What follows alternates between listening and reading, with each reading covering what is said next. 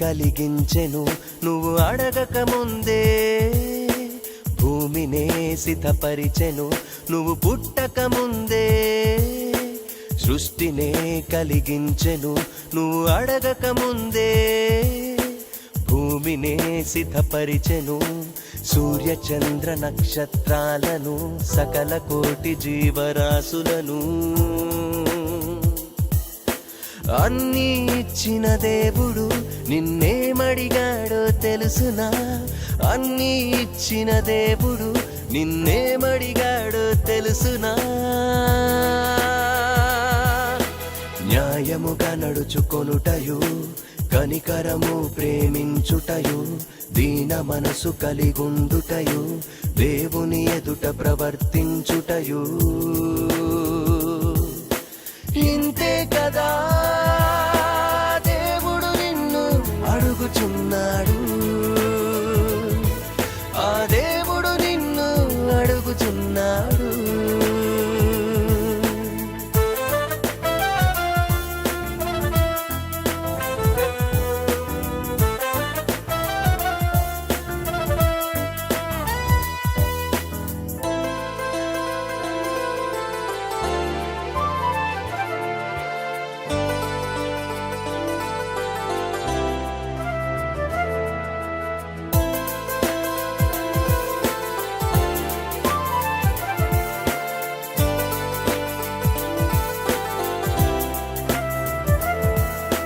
భూమి మీద నీకు విలువైన జన్మనిచ్చి, తల్లి గర్భమందే అందమైన ఆకారమిచ్చి, కన్న తల్లి కంటే కంటి పాపలా నిన్ను కాచెను, కన్న తండ్రి కంటే ముదిమి వచ్చు వరకు నిన్ను ముద్దాడి తానే నిన్ను ప్రేమించెను,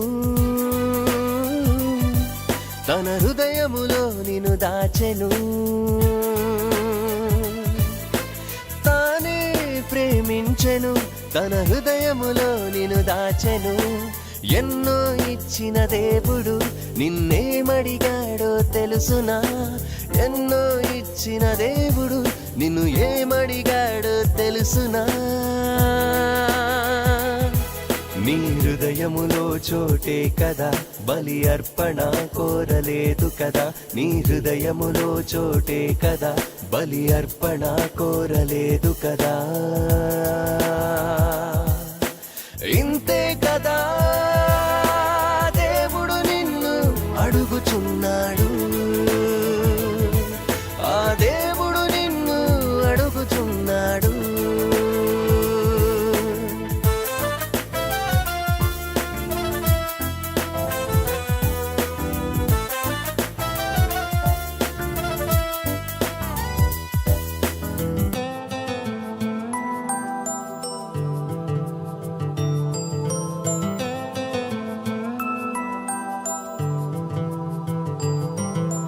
పాపమనే చెరలో బంధింపబడి ఉండగా, రక్షించువారు లేక నీవు నశించుచుండగా, దేవుడే తన కుమారుడైన క్రీస్తునే పంపించగా, క్రీస్తే బలి ఆయను పాప పరిహారార్థ బలిగా, తన చెంతకే చేరాలనే ఈ మార్గమే కలిగించగా, తన చెంతకే చేరాలనే ఈ మార్గమే కలిగించగా. ఎన్నో ఇచ్చిన దేవుడు నిన్నేమడిగాడో తెలుసునా, ఎన్నో ఇచ్చిన దేవుడు నిన్నేమడిగాడో తెలుసునా. తండ్రి వలె పరిశుద్ధునిగా, క్రీస్తు వలె కుమారునిగా, తండ్రి వలె పరిశుద్ధునిగా, క్రీస్తు వలె కుమారునిగా. ఇంతే కదా దేవుడు నిన్ను అడుగుచున్నాడు, ఆ దేవుడు నిన్ను అడుగుచున్నాడు.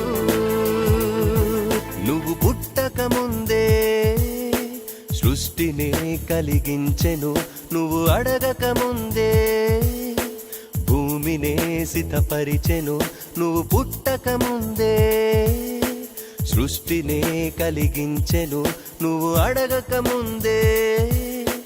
భూమినే సిద్ధపరిచెను సూర్య చంద్ర నక్షత్రాలను సకల కోటి జీవరాశులను. అన్నీ ఇచ్చిన దేవుడు నిన్నేమడిగాడో తెలుసునా? అన్నీ ఇచ్చిన దేవుడు నిన్నేమడిగాడో తెలుసునా? న్యాయముగా నడుచుకొనుటయు, కనికరము ప్రేమించుటయు, దీన మనసు కలిగుండుటయు, దేవుని ఎదుట ప్రవర్తించుటయు. ఇంతే కదా దేవుడు నిన్ను అడుగుచున్నాడు. ఆ దేవుడు నిన్ను అడుగుచున్నాడు. ఆ దేవుడు నిన్ను అడుగుచున్నాడు. ఆ దేవుడు నిన్ను అడుగుచున్నాడు. ప్రత్యేకమైన మరొకసారి మీకు వందనాలు తెలియజేస్తున్నాను. 20లోనే 60 ఏళ్ళ లక్షణాలు అంటే అదే కొద్దిగా ఎటకరంగా అనిపిస్తుంది. కానీ మనం చదవబడినటువంటి లేఖన భావంలో మనం చూస్తే, బాల్యము నుండి నేను బాధపడి తిని చావునకు, ఇటు బాల్యములోనే ఎలాంటి మరి కార్యాలు చేస్తున్నారో అంటే ఊహ వచ్చిన కాడి నుంచి కూడా పిల్లలు పరిస్థితి ఎలా ఉందని అంటే, వాళ్ళ పరిస్థితి కూడా చావు గడియలలో ఉంటున్నారు. యథార్థంగా నిజంగా దేవుని దృష్టికి ఆలోచన చేస్తే చావవలసిన వారు అనేటువంటి భావన మాట మనం వింటూ ఉన్నాము. అలా చావు అనేది ఎప్పుడు వస్తుంది? 60, 70, 80 తర్వాత చావు అనేది మనిషికి రావాలి. కానీ ఇలాంటి వాతావరణం, చావు వాతావరణం బాల్యంలోనే తటస్థించటానికి గల కారణం టెక్నాలజీ బాగా ఎక్కువైపోవటం, అందుబాటులోనికి రావటం. చూడండి, పిల్లలకి మనకి టైటిల్లో సామ్సన్ గారు ఇచ్చిన టైటిల్లోనూ కూడా అతి స్వేచ్ఛ అనేటువంటి పదాన్ని వాడారు. చూసారా? అంటే పిల్లలకు లిమిట్స్ అనేవి పిల్లలకు తల్లిదండ్రులుగా ఇవ్వలేకపోతున్నారని మనము కంఠపదంగా చెప్పవచ్చు. అతి స్వేచ్ఛను ఇస్తూ ఉన్నారనేటువంటిది మనము బాహాటంగా చెప్పవచ్చు. కారణం, సెల్ ఫోన్ చేతిలో ఉన్న ప్రతి ఒక్కరు కూడా ఏ రూట్కి దారితీస్తారో, వాళ్ళు ఏ వెబ్సైట్ నుంచి ఏ వెబ్సైట్కి వెళ్తారో, లేక ఏ ఏరియా నుంచి ఏ ఏరియాకు వాళ్ళు వెళ్తారో నెట్టిల్లు అంటారు. ఇది సెల్ నెట్టిల్లు అంటారు. అంటే ప్రపంచమంతా ఒక గుమ్మంగా కనబడుతుంది, ఏ దారికైనా ప్రవేశించవచ్చు అన్నట్టుగా నెట్టిల్లు. ఈ ప్రపంచం అంతా తిరిగి వచ్చేస్తూ ఉన్నాడు మనిషి. అంటే అంత సదుపాయాలు, అన్ని అవసరతలు ఉన్నాయి. అయితే పిల్లలకు మరి కొన్ని లిమిట్స్ కొన్ని అనేవి మనం ఇవ్వకపోతే నిజానికి పిల్లలను మనమే చావునకు సిద్ధపరిచిన వారము అవుతామని మనము గుర్తించాలి. మరి నోవహు కాలంలోనే దేవుడు ఆలోచన చేస్తే దేవుడు జలప్రలయం గతించిన తర్వాత ఆలోచన చేస్తే నరుని హృదయము ఒక నిర్ణయానికి వచ్చాడు ఆయన. నరుని హృదయము ఎల్లప్పుడూ చెడ్డదిగానే ఉంటుంది, వీళ్ళు మార్చలేకపోతున్నాననేటువంటిది దేవుడు చెప్తూ ఉన్నాడు. చాలా బాధపడుతూ ఎన్నో వేల మందిని, కోట్ల మందిని ఆ ప్రళయంలో కొట్టుకుపోయేలా చేయటము ఆయనకి కడుపు కోత, ఆయనకి చాలా దుఃఖకరమైన విషయం. ఇలా అందరూ అనేక మంది ఇలా కొట్టుకుపోకూడదు, ఇలా నాశనానికి వెళ్ళిపోకూడదు అని ఆయన ధర్మశాస్త్రాన్ని ప్రవేశపెట్టాడు. అంతకుముందు ధర్మశాస్త్రం లేదు. ధర్మశాస్త్రము లేని కాలంలో దేవుడు నీతి మార్గాలు బోధిస్తూ ఉండేవాడు. అబ్రహాముకు, హానోకుకు వాళ్ళందరూ కూడా దేవునితో నడిచినవారు. హనోకు దేవునితో నడిచినవాడు, నోవహు దేవునితో నడిచినవాడు, మెతుషెల దేవునితో నడిచినవారు. వాళ్ళంతా అబ్రహాము దేవునితో నడిచినవాడు. ఇలా దేవునితో నడిచిన వారు ఎంత చక్కగా ఉన్నారు, దేవునితో కొనుకోబడ్డారు, దేవునితో నడిచిన వారు. కానీ దేవునితో నడవక దేవుని చేయి విడిచిన వారు ఎక్కడ కొట్టుకుపోయారు? ప్రళయంలోనూ కొట్టుకుపోయారు. చాలా బాధాకరమైన విషయం. అయితే దేవుడు చక్కటి మంచి నిర్ణయాలు చేశాడు, చట్టాన్ని తీసుకుని వచ్చాడు. ద్వితీయోపదేశకాండం 6వ అధ్యాయం 6వ వచనంలో చూస్తే మంచి చట్టాలని తీసుకుని వచ్చి ఆ చట్టాన్ని పిల్లలకు తల్లిదండ్రులే నేర్పించాలి. తల్లిదండ్రులే ఆ చట్టాన్ని నేర్పించాలి. ఎప్పటి నుంచి నేర్పించాలి అని అంటే బాల్య దినముల నుండి నేర్పించాలి. బాల్య దినాల నుంచి అవసరత ఉంది. బాల్య దినాల నుంచి తన మనసును నిబ్బరపరచాలి. బాల్య దినాల నుండి తన మనసును వంకర మార్గాలకు వెళ్ళిపోకుండా కాపాడాలి. బాల్య దినముల నుండే సరిచేయాలి. ఆదిలోనే బిడ్డల్ని సరిచేయాలనేటువంటి ఆలోచన దేవుడు నేర్పిస్తూ ఉంటే మనము అతి స్వేచ్ఛగా నేర్పించాల్సిన దానికి బదులుగా వదిలిపెట్టేసి మనము సెలవునిచ్చి ఎక్కడికెక్కడికో వాడు వెళ్ళిపోయేలా చేసి అనవసరమైన విషయాలకి నేర్పించి, చూడండి సెల్ వాడేవాళ్ళు మైండ్ ఆబ్సెంట్లో ఉంటున్నారు. ఒరే నిన్నేరా బాబు నీకేరా బాబు అని చెప్పాల్సి వస్తుంది పిల్లలకి. మైండ్ ఆబ్సెంట్లో ఉంటున్నారు. మనిషి ప్రజెంట్లోనే ఉంటున్నాడు, మైండ్ ఆబ్సెంట్ అవుతారు. గలీజ్ అయిపోతున్నారు. వాళ్ళు స్థిరత్వంగా ఆలోచించుకోలేకపోతున్నారు. భవిష్యత్తులు కూడా నాశనం అయిపోతున్నాయి.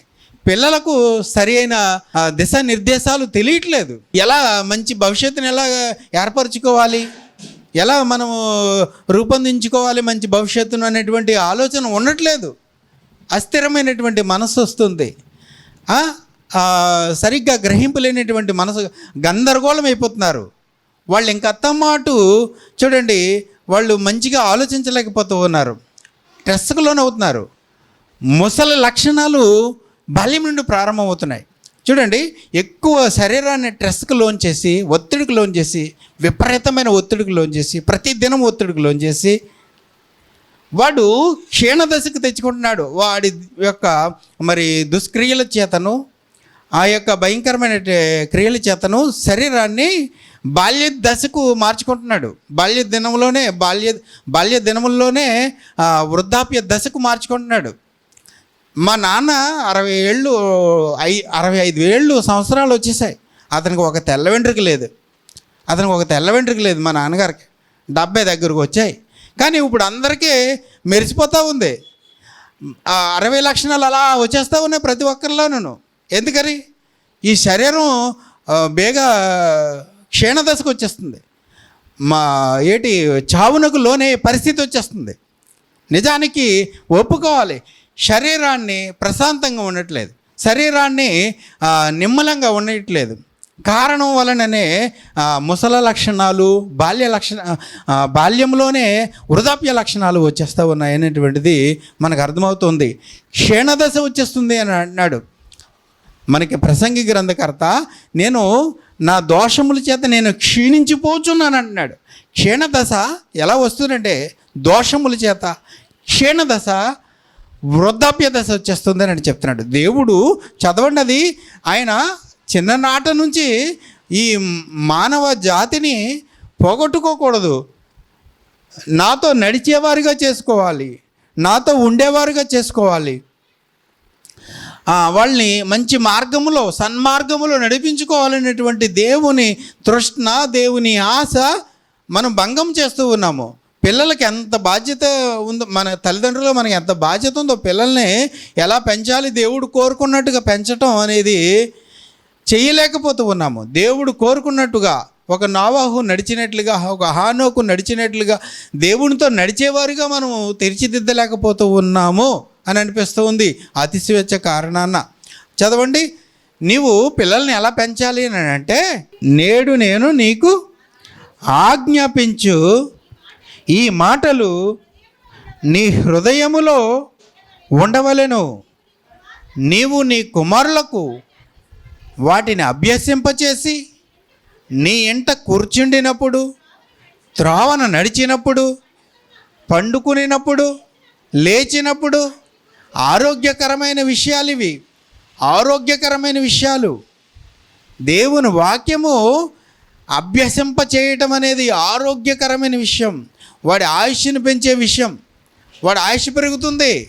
వాక్యాన్ని అభ్యసింపచేస్తే ఆయుష్ పెరుగుతుంది, దీర్ఘాయుషమంతుడవుతాడు, తల్లిదండ్రులకు విధేయుడవుతాడు. విధేయుడు అవుట చేతన దేశంలో దీర్ఘాయుషమంతుడవుతాడు.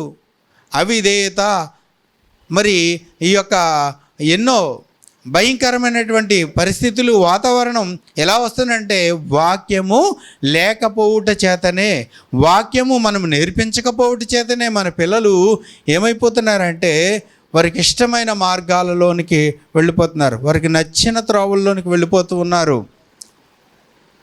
ఒక హానోకు నడిచిన విధముగాను, ఒక నోవాహు నడిచిన విధముగాను మనం నడవలసిన బాధ్యత ఉన్నది. దేవుడిచ్చిన ఈ ధర్మ విధులను, ధర్మశాస్త్రమును, అనగా పాత నిబంధనే కాదు, క్రొత్త నిబంధన, మెత్తని హృదయముల మీద రాయబడినటువంటి ఈ క్రొత్త నిబంధన వాక్యాలు మనలను ఉన్నతమైన స్థితిలో పెంచడానికి, ఉన్నతమైన స్థితిలో ఎదిగింప చేయడానికి ఉపయోగకరమైనటువంటి మరి సంగతులే దేవుడు రాయించాడు. ఆరోగ్యకరమైన సంగతులే రాయించాడు దేవుడు. ప్రసంగి గ్రంథం 12వ అధ్యాయము 2వ వచనములో చూస్తే అక్కడ ప్రారంభము నుంచే, బాల్యము నుంచే నేను నీకు దగ్గరగా ఉండాలి అని అంటున్నాడు. సూర్య చంద్ర నక్షత్రములకును చీకటి కమ్మకముందే, వాన విడిసిన తరువాత, మేఘములు రాకముందే, నీ బాల్య దినములయందే నీ సృష్టికర్తను స్మరణకు తెచ్చుకొనుము. సృష్టికర్త స్మరణ బాల్య దినముల్లో నుండే జరగాలి.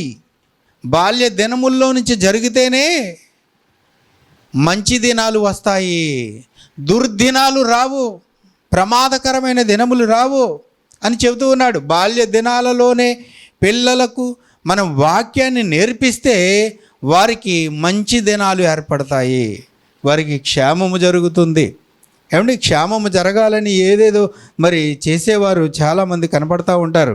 మనము కీర్తనల గ్రంథము 78వ అధ్యాయము 33వ వచనంలో చూస్తే, 33వ వచనంలో చూస్తే అక్కడ ఇశ్రాయేల్ జనాంగము కాబట్టి ఆయన, చూడండి, ఎవరు ఇశ్రాయేలీల ప్రయాణ కాలంలో ఇశ్రాయేలీల దినములను, వారి దినములు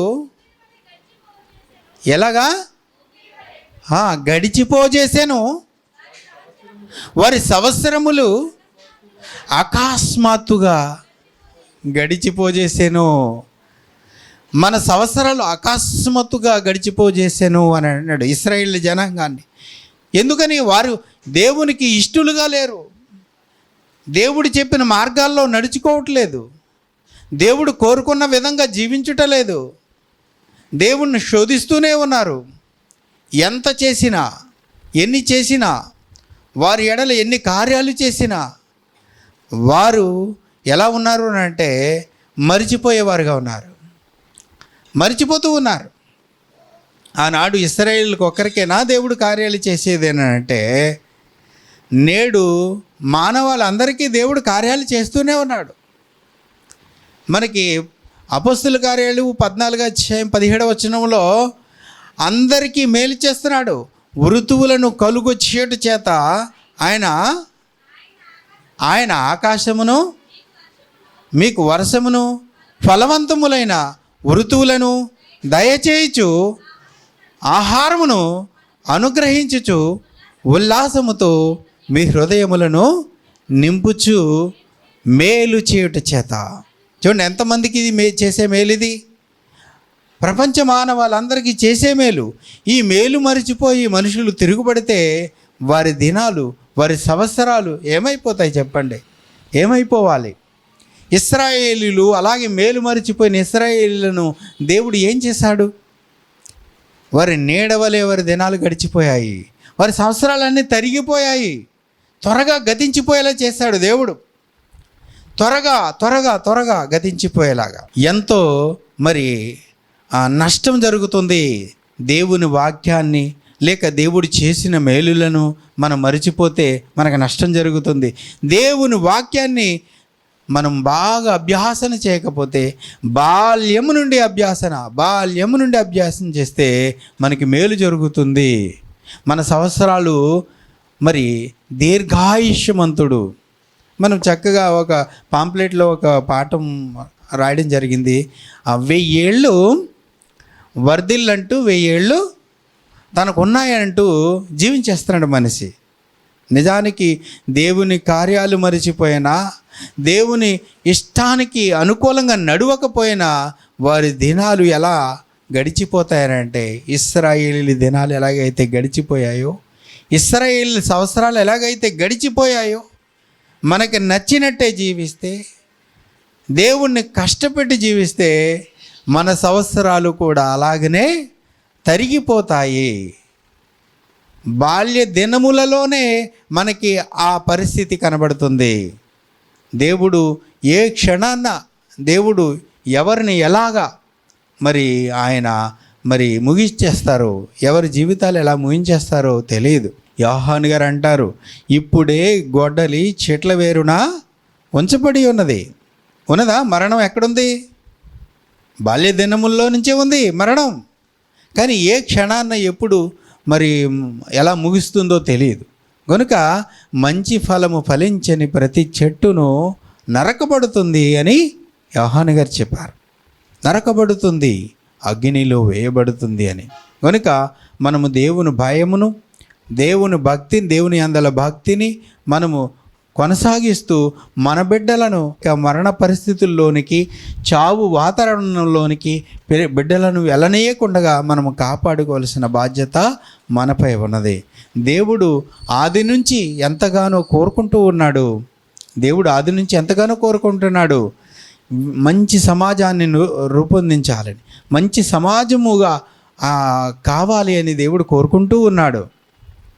ఇశ్రాయేల్ జనాంగానికి ఇచ్చిన ఆ యొక్క ధర్మశాస్త్రము ఎందుకు అనంటే మంచి సమాజాన్ని రూపొందించాలి. అంతకంటే ఇంకా కఠినమైన, కష్టతరమైన మరి నిబంధనలు కలిగినటువంటి మరి మనకి క్రొత్త నిబంధన గ్రంథం ఉంది. కనుక మనము అట్టి మరి దేవుని ఇష్టాన్ని నెరవేర్చేవారుగా, లేక మరణ ఛాయలు మనకి లేకుండగా, ఆ పరిస్థితులు, ఆ వాతావరణం మనం తప్పించుకునేలాగా మన బిడ్డలు మనం తప్పించేవారిగా, మన బిడ్డలను మనం తప్పించేవారిగా మనమంతా ఉండాలని కోరుకుంటూ ఈ నా మాటలు ముగిస్తూ ఉన్నాను. చిన్ని ప్రార్థన. పరమందున మా కన్న తండ్రి, మీ పరిశుద్ధమైన ఘనమైన శ్రేష్ఠమైన నామమునకు వందనాలు. నాయన, ఈ యొక్క సభకు ఇచ్చేసిన ప్రతి ఒక్కరిని దీవించిన ఆశీర్వదించండి. నాయన, ఈ యొక్క కార్యక్రమం అంతయు అంతం వరకు నాయన మర్యాదకరంగా జరిగించమని సహాయం చేయమని మీకే వందనాలు, స్తోత్రములు సమర్పిస్తూ విత్తబడిన వాక్యం అందరిలో నూరంతలుగా ఫలింపచేసి సహాయం చేయమని క్రీస్తు యేసు నామములో ప్రార్థన అడిగి వేడుకొంచున్నాను మా కన్న తండ్రి. ఆమేన్. అందరికీ వందనాలు.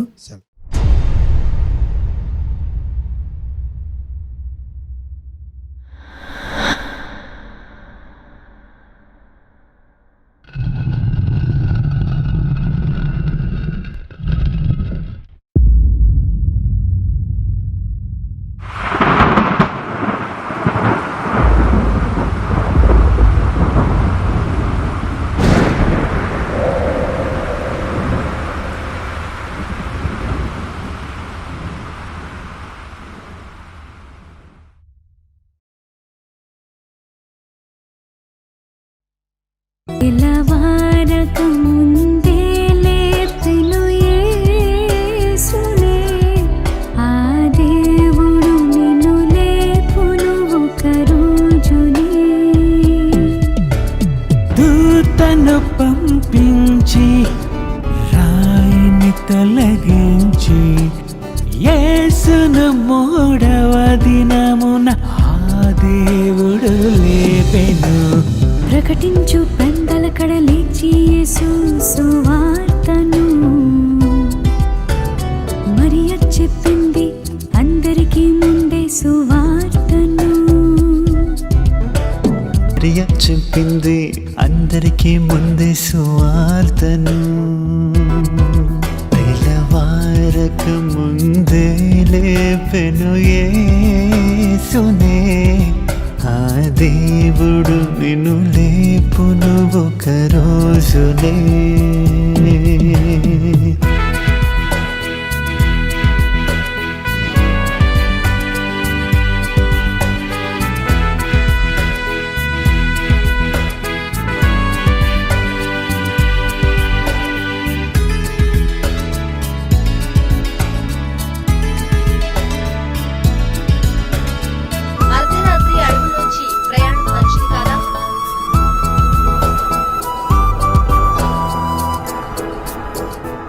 వచ్చొచ్చే అరుపులు కేకలు లైట్ తీసుకోవద్దా? ఫేకింగ్ అని బ్రేకింగ్ అని చూపిస్తూ మనిషిని మోసమే చేస్తున్నారు. బ్రేక్ అయినది ఏసున్న సమాధని ఆ వార్తని దాచేశారు. ఏదో మూలన జరిగిన కార్యం కాదని చెప్పారా? రోమా ప్రభుత్వ కాలంలో జరిగిందని చెప్పారా? రుజువులతో జరిగింది, సమాధి ఖాళీగుంది, శకపురుషుడని చెబుతుంది. నమ్మితే స్వర్గం ఉంది, క్రీస్తే రక్షకుడంది, బైబిలే సాక్ష్యం ఉంది. ఎలా